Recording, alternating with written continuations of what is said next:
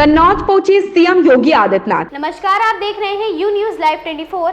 मैं हूं आपके साथ पलक शर्मा। आइए नजर डालते हैं खबर की ओर। मुख्यमंत्री योगी आदित्यनाथ का बयान। जनप्रतिनिधियों के साथ पकड़कर अयोध्या दर्शन का न्योता दिया। मोदी की योजनाओं की गारंटी की गाड़ी आपने गांव-गांव देखी होगी। मोदी की गारंटी में गारंटी है। आपने अच्छा सांसद चुना है तो वह सांसद में बात उठाते हैं। सपा की सरकार होती क्या तो राम मंदिर का निर्माण करने देती। सरकार यहाँ इत्र पार्क का निर्माण करवा रही है। इत्र को आगे बढ़ाने के लिए डबल इंजन की सरकार सहयोग करेगी। यहाँ पर मेडिकल कॉलेज का नाम बाबा साहब भीमराव अम्बेडकर के नाम पर था, लेकिन उनको चिढ़ थी महापुरुषों के नाम पर। बाबा साहब अम्बेडकर के नाम से जाना जाएगा कन्नौज मेडिकल कॉलेज।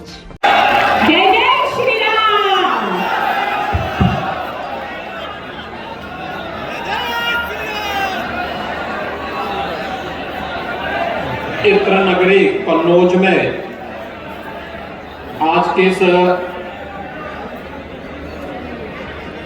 कार्यक्रम में मंच पर उपस्थित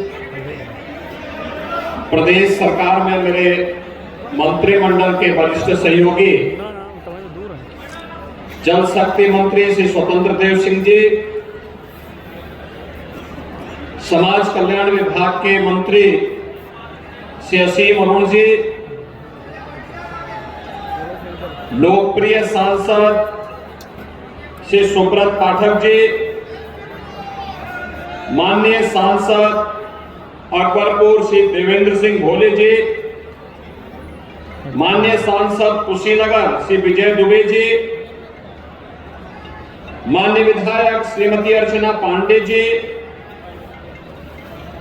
कैलाश सिंह राजपूत जी,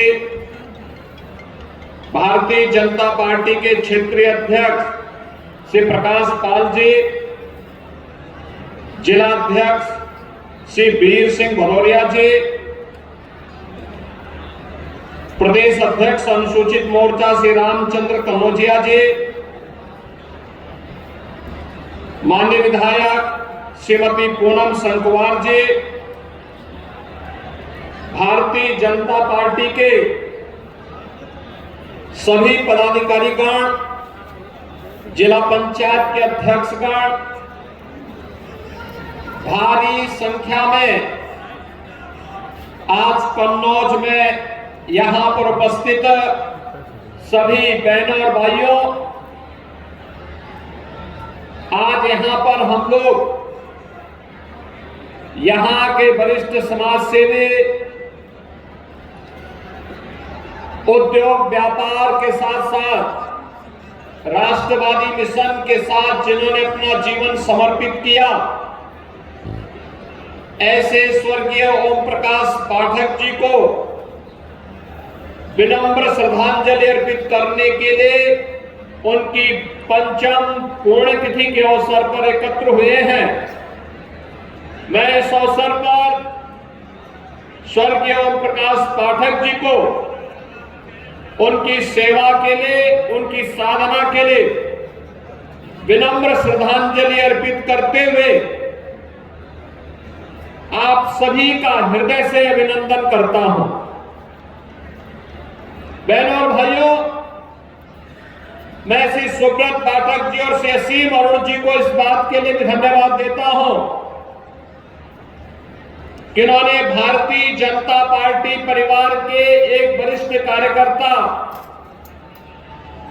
पूर्व विधायक और विधान परिषद के हमारे निवर्तमान सदस्य श्री बनवारी लाल दोहरे जी के मृत्यु के उपरांत उनके परिवारजनों के साथ संपर्क और संवाद बनाने और आज उनसे मेरी मुलाकात करवाने और वहां तक मुझे जाने का अवसर दिया है। मैं इस अवसर पर स्वर्गीय बनवारी लाल दोहरे जी को भी विनम्र श्रद्धांजलि अर्पित करता हूं। भैया बहनों, आज जब कन्नौज में आए हैं तो कन्नौज का तो अपना इतिहास रहा है। महाराजा हर्षवर्धन अपनी दान वीरता के लिए जाने जाते थे और प्रयागराज कुंभ की जब हम बात करते हैं तो महाराजा हर्षवर्धन के बगैर वह सब अधूरा माना जाता है। एक कन्नौज की ही धरती है, मां गंगा की ही कृपा है कि हर्षवर्धन को भी राजा के रूप में स्थापित करने का सौभाग्य कन्नौज की धरती ने दिया। और कन्नौज की धरती से उन्होंने देश के अंदर ये शासन व्यवस्था की नींव रखी थी। वह सैकड़ों हजारों वर्ष पहले राम राज्य की अवधारणा को पूरा करता है। आज मैं कन्नौज में आया हूं तो महाराजा हर्षवर्धन के समय से प्रारंभ उस राम राज्य की अवधारणा को आज प्रधानमंत्री मोदी जी के नेतृत्व में जब अयोध्या में 500 वर्षों का इंतजार समाप्त करते हुए प्रभु श्री राम लला की मूर्ति की भव्य प्राण प्रतिष्ठा का कार्यक्रम संपन्न हुआ है, इसके लिए आप सबका मैं अभिनंदन करता हूं, आपको बधाई देता हूं। और भाइयों बहनों, मैं आपका आह्वान करता हूं, अभी लोकसभा चुनाव को घोषणा होने में लगभग 1 माह होगा। इस दौरान आप सुब्रत पाठक जी को, असीम अरुण जी को, अर्चना पांडे जी को, कैलाश राजपूत जी को और इन सभी पदाधिकारियों को पकड़ करके एक बार अयोध्या में रामलला का दर्शन करने के लिए जरूर आइए। शारीरिक दिव्यांगता को लोगों ने, उन ऋषियों ने नकारते हुए अपने दिव्य ज्ञान से पूरे समाज को आलोकित किया है। और मध्यकाल में ब्रजभूमि में सूरदास जैसे ऐसे यशस्वी कवि हुए हैं जिन्होंने अपनी रचनाओं को समाज का मार्गदर्शन किया है। आज भी दुनिया के अंदर आप देखते होंगे या प्रदेश में भी आप देखते होंगे, चित्रकूट में जगत गुरु रामभद्राचार्य जी हैं, दिव्य चक्षु हैं, लेकिन जब वे कथा का वाचन करते हैं तो जिनके पास भौतिक चक्षु हैं वह भी उनके सामने फेल होते हुए दिखाई देते हैं।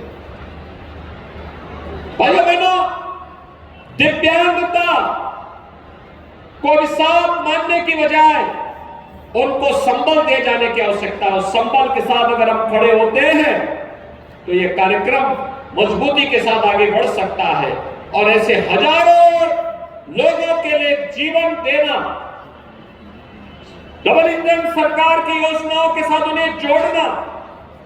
अगर किसी निराश्रित महिला को निराश्रित महिला पेंशन मिल जाती है, किसी निराश्रित बुजुर्ग को वृद्धावस्था पेंशन का लाभ मिल जाता है, अगर किसी दिव्यांगजन को दिव्यांगजन पेंशन के साथ हम जोड़ देते हैं, किसी कुष्ठ रोगी को कुष्ठावस्था पेंशन के साथ जोड़ देते हैं, किसी जरूरतमंद को प्रधानमंत्री आवास योजना या मुख्यमंत्री आवास योजना के साथ जोड़ देते हैं। योजना सरकार की है, माध्यम आप बन रहे हैं तो स्वाभाविक रूप से पुण्य के भागीदार भी आप बनेंगे, क्योंकि आपने उस व्यक्ति को राह दिखाई है कि इसके माध्यम से इस योजना का लाभ लिया जा सकता है। और भाइयों बहनों, यही तो सरकार की मंशा है कि समाज जब जागरूक होगा जरूरतमंद तक योजनाओं का लाभ पहुंचेगा। आज केंद्र और राज्य की सरकार इसी दिशा में प्रयास कर रही है, इसी कार्यक्रम को आगे बढ़ा रही है और ये योग्य पिता का योग्य पुत्र अपने उसी दायित्व का निर्वहन करते हुए इस कार्यक्रम को आगे बढ़ाया है। पिता की 5वीं पुण्यतिथि पुत्र के लिए भावुक क्षण भी है, लेकिन साथ साथ जन सेवा का एक व्रत है, एक संकल्प है। उस संकल्प को आगे बढ़ाने का एक अवसर भी है और उन्होंने इस अवसर को हाथों हाथ लेकर के, क्योंकि पुत्र जो कुछ भी प्राप्त करता है माता पिता की साधना से, उनके पुरुषार्थ से उन्हें प्राप्त होता है। और माता पिता के द्वारा जो संकल्प लिया गया, जो परिश्रम किया गया, जो पुरुषार्थ किया गया, जो साधना की गई, उस साधना की परिणति होती है कि पुत्र को एक रास्ता दिखता है, आगे बढ़ने के लिए प्रेरणा प्राप्त होती है। और उसी प्रेरणा के पुंज के रूप में उन्होंने अपने पिता को केंद्र में रख करके जिस कार्यक्रम को आगे बढ़ाया, आज वो सार्थक होता हुआ दिखाई दिया। और उसी सार्थकता को आगे बढ़ाने के लिए आज हम सबको यहाँ पर 5वीं पुण्यतिथि के अवसर पर यहाँ पर आने का अवसर प्राप्त हुआ है। मैं इस अवसर पर स्वर्गीय प्रकाश पाठक जी को विनम्र श्रद्धांजलि अर्पित करता हूँ। इस खबर में बस इतना ही। देखते रहे you news live 24। Latest update पाने के लिए हमारे चैनल यू न्यूज लाइव 24 को सब्सक्राइब करें, लाइक करें और साथ में बेल आइकन दबाना बिल्कुल ना भूलें।